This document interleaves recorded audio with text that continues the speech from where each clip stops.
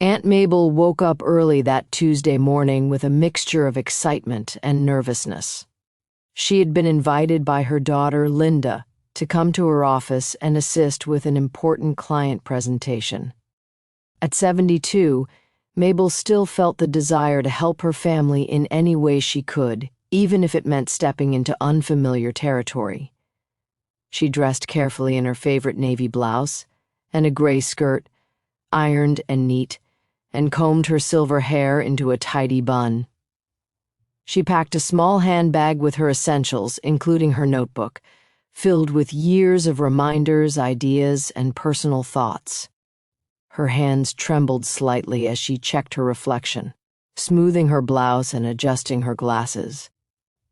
Today, she wanted to make a good impression, to show that age had not diminished her abilities or her devotion to her family. As she entered the office, Mabel felt a sudden rush of anxiety. The space was modern, bright, and bustling with energy. Employees hurried between cubicles, phones rang continuously, printers whirred, and the murmur of conversation created a constant background hum. Mabel followed Linda through the corridors, admiring the sleek design and polished floors, trying to focus on her purpose.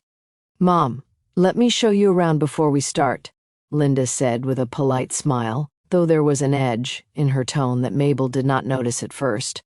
At first, everything seemed orderly and normal. Mabel greeted a few employees, who nodded politely, but she noticed subtle glances, quick whispers, and barely concealed smirks. She tried to ignore them and concentrate on her role in the presentation. After all, she was here to help, and she intended to do so with diligence and care. The first indication that this visit would not go as she had hoped came when Linda called a small meeting in the conference room. "Mom, why don't you take charge of this section?" she said, handing over a stack of documents. Mabel smiled politely and began reviewing the charts, trying to maintain her composure. She was proud of herself for being able to read and interpret them quickly, remembering that she had always been resourceful in her work. But before she could even begin explaining anything, Linda's voice cut through the room, loud and deliberate. "Mom, are you sure you can handle this? Some of these calculations are a little advanced for someone of your age," she said, glancing around the room as if to ensure everyone was watching. The room went silent for a moment. Mabel felt her stomach drop.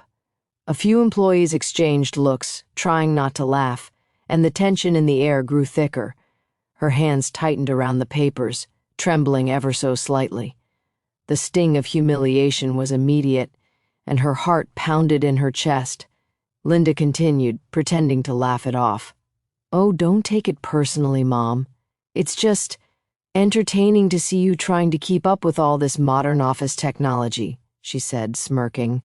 A few employees giggled quietly, while others shifted in their seats, clearly uncomfortable. Mabel felt a burning sensation of shame and disbelief. She had given her life to raising her daughter, supporting her education, helping her build a career, and nurturing her grandchildren. And yet, in front of strangers, she was being treated like a joke. Excusing herself briefly, Mabel stepped into the hallway, seeking a moment of privacy. Her heart raced and her thoughts whirled. She reflected on the decades of her life spent giving, long nights sewing uniforms for Linda as a single mother, weekends cleaning offices to pay for tuition, countless meals prepared for the family, and unconditional love that she had poured into every member of her household. How could they now look at her as if she were nothing more than a burden? Returning to the conference room, Mabel tried to focus on the documents in front of her, taking deep, calming breaths. She carefully explained a few points, but her voice quivered, betraying the inner turmoil. Every whisper, every side glance felt like another cut, a reminder that her years of sacrifice were being dismissed and mocked. During a short break, Mabel wandered by the windows, gazing outside at the city streets below. Cars hurried past, pedestrians moved briskly, and the office seemed like a world in motion, indifferent to her struggle. She thought about Linda as a little girl, bright-eyed and hopeful, and remembered the countless nights she had stayed awake, planning for her future. Every dollar she had saved, every extra shift she had worked, every ounce of energy she had given was suddenly contrasted sharply with the disrespect she faced today. The humiliation was painful, but as she sat in the quiet corner of the office, a small spark of clarity began to grow. She remembered the careful savings she had set aside over the years, the inheritance from her aunt in Nassau, and the discreet investments she had maintained, never touching them for herself but now realizing they gave her freedom. For the first time in decades, she felt a sense of personal power. She was not merely the family's helper, their emotional or financial crutch, or the elderly figure to be laughed at. She was a woman with her own life, her own choices, and her own strength. As the meeting continued, Mabel noticed the reactions around her, whispered comments, averted eyes, polite smiles masking amusement. She let it wash over her without anger, quietly observing, taking note of every detail. She realized that while she had been giving to her family and loved ones, she had been neglecting the most important person, herself. The time she left the office that day, Mabel's feelings had shifted. There was pain, certainly, but also a burgeoning determination. This experience, though humiliating, had awakened a resolve she hadn't felt in years. She vowed that her contributions would no longer be taken for granted, that her respect and dignity would be non-negotiable. She would no longer allow anyone, even her own daughter, to diminish her worth. Walking out into the brisk afternoon air, Mabel felt a strange combination of exhaustion and liberation. The office, once intimidating, now seemed smaller, almost trivial, in the face of her inner awakening. She clutched her handbag tightly, her fingers brushing the notebook filled with her thoughts and plans. The humiliating encounter had become a turning point. Aunt Mabel was no longer merely a caregiver, a supporter, or a shadow of the family she had built. She was a force of her own, ready to reclaim her life, independence, and dignity. The ride home was quiet. Mabel reflected on the details of the morning, replaying conversations, gestures, and glances. Every moment that had cut her, every subtle insult, fueled the realization that she had to take control of her own destiny. For the first time, she saw the path clearly: financial independence, personal empowerment, and setting boundaries that would protect her from further disrespect. By evening, back in her modest home, Mabel felt a subtle yet powerful shift within herself. She had faced public humiliation, yes, but she had also discovered her strength. She knew that the coming days would require action, decisions that would redefine her relationship with her family. Yet, she felt ready. She sat in her favorite armchair, took a deep breath, and allowed a small, satisfied smile to form. Aunt Mabel's story was just beginning. Aunt Mabel returned home that evening, the weight of the morning slowly settling into her bones. She sat in her favorite armchair, the one she had used for decades, worn but comforting. Her hands, though slightly trembling from nerves, reached for the small wooden box she had kept tucked away in the back of her closet for years.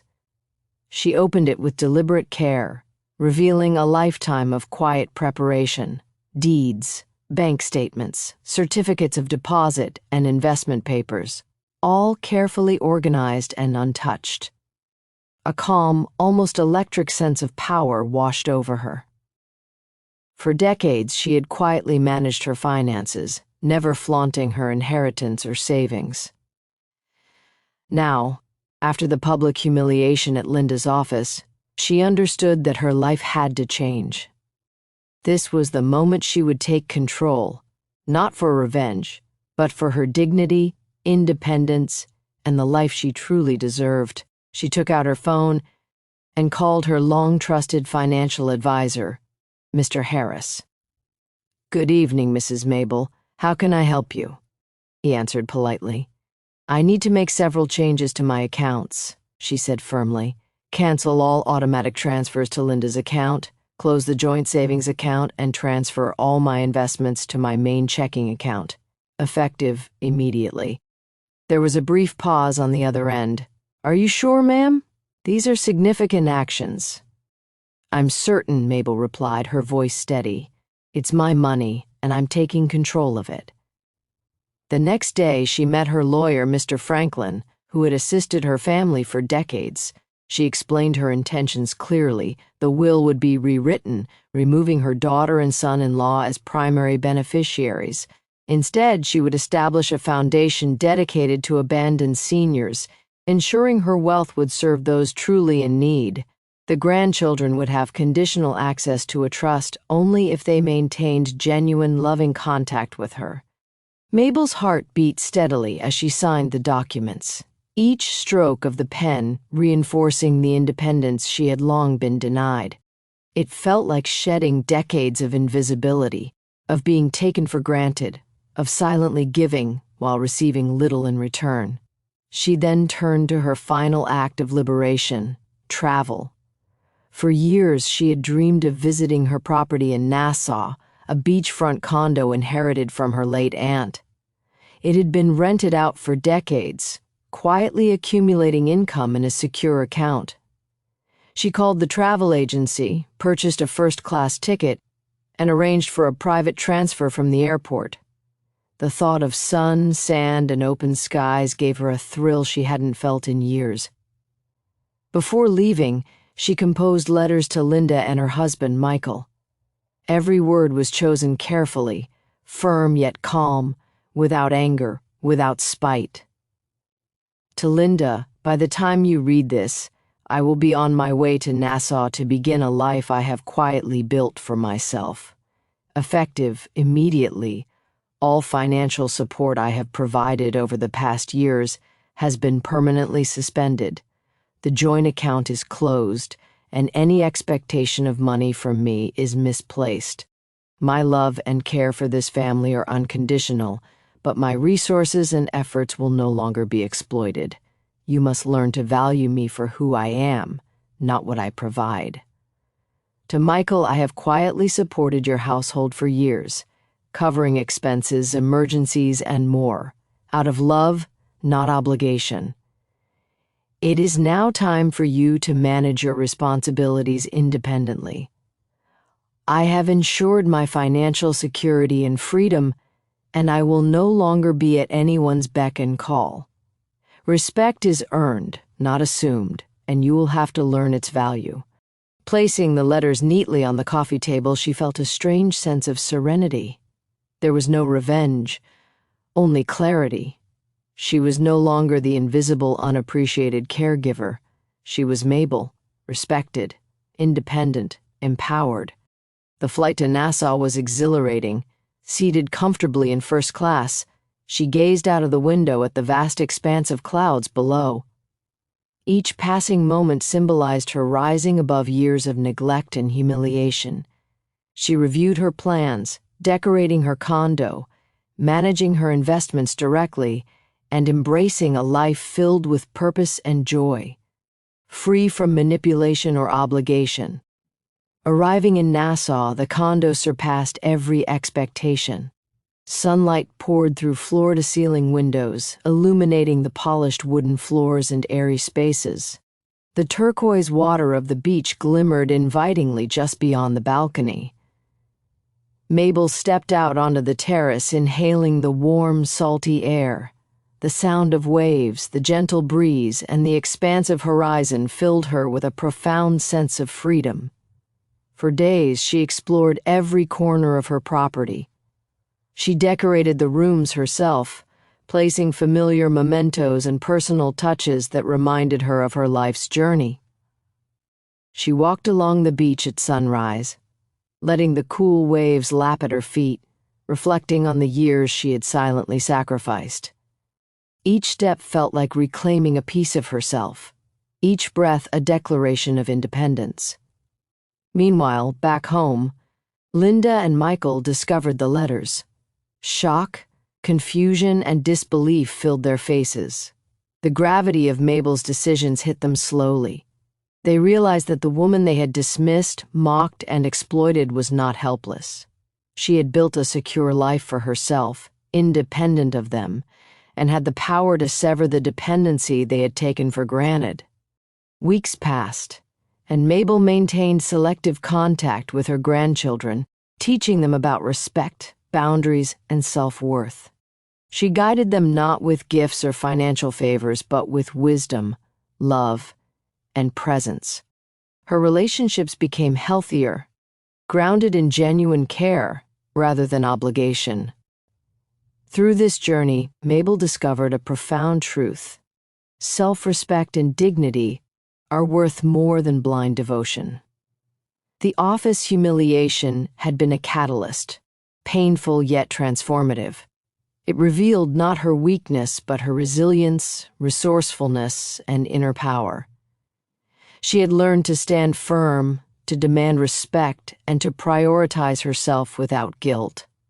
One evening, seated in her Nassau condo, watching the sunset paint the sky in shades of gold and rose, Aunt Mabel smiled. She had faced years of indifference and disrespect, but she had emerged stronger, freer, and more fulfilled than she had ever imagined. The world, once intimidating and dismissive, now lay open before her. Her story, once marked by silent sacrifices and unnoticed contributions, had become a testament to empowerment, independence, and self-love. Aunt Mabel was no longer defined by the expectations or cruelties of others. She was a woman who had reclaimed her life, her voice, and her dignity. As night fell, the waves whispered against the shore, and the gentle breeze carried a promise of new beginnings. Aunt Mabel closed her eyes, feeling the warmth of freedom and the triumph of self-discovery. She had taken control of her life, and for the first time in decades, she felt completely, joyfully, undeniably alive.